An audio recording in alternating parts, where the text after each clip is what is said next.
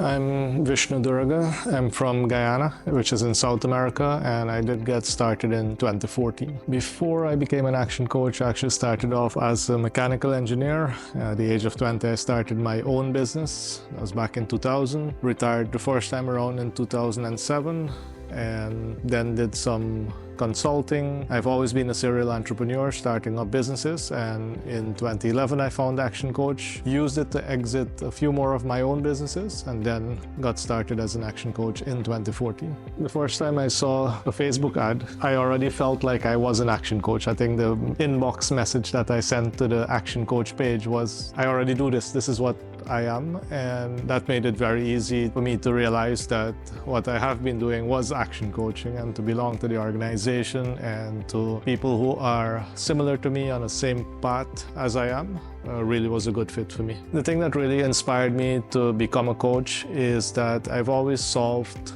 my own problems. I've been able to solve problems in my family, in my business, in my community. And now I'm actually aiming to solve big problems, not just in my country, but in countries in my region. And I know that if I'm going to solve big problems, I need to build the people around me. And when you think about the people who can make the biggest difference in our communities, they are actually the business owners. The business owners, unlike politicians, have a lot more freedom, usually have maybe the same amount of innovation, but they have more ability to use their innovation because of the flexibility of being a business owner. So being able to work with business owners, grow them to a level that they start making a difference in their communities and in the country, I think is the best way for me to use my God-given talent. Clients, I've been in this for 10 years now. There are so many fantastic clients who've hit so much heights of success, from Andre Cummings in the flooring business to Andrew Mendez in the industrial business. We have people who are in mining,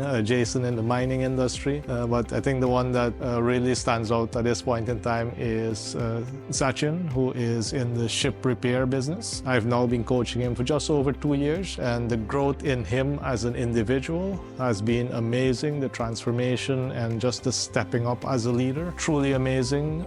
He now has 3 CEOs in training, and the company is now going to be split into 3 divisions. We were able to, for the past 2 years, attend the $100 million week with Brad that just expanded not just his thinking, but as his coach, my thinking as well. It's allowed my own organization to grow massively. Seeing the plans that we made at the $100 million week come to fruition just this week. The second division of the company is now receiving the biggest investment ever, which will bring a massive dredge to Guyana, because we're a country of many rivers that need to be dredged. It's a big undertaking, and to see a young guy of just around 30 be able to do this because of his developed mindset, because of him understanding the role that he plays in our country's development and the 100+ people that work in his organization. It really makes it work. It allows me to see what is possible for my country, what is possible for the region, and it inspires me daily. If you're on the fence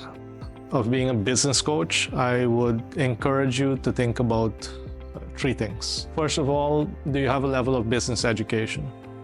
Either academically via the universities, or you've grown up in business and you understand a lot of the principles of business. I think that is one of the critical things. Just do a bit of an inventory on your own business knowledge, and if it's at a decent level, I think that's step number 1. Step number 2, your success level. Because of your knowledge and your work ethic, have you already been able to achieve success in whatever you've endeavored? It could be in the public sector, in the private sector, your own business. Can we see some level of demonstrated success? Because people do want to be coached by someone who has achieved a level of success. And a good way to check that is check your bank account. If there's a decent number in there, we know that you can help other people get to. I think that's step number 2. And of course, step number 3, and I would make this one the most important one, because if you have this one, you'll be successful regardless, is do you actually care for people? Do you actually want to see other people succeed? And that's a critical one.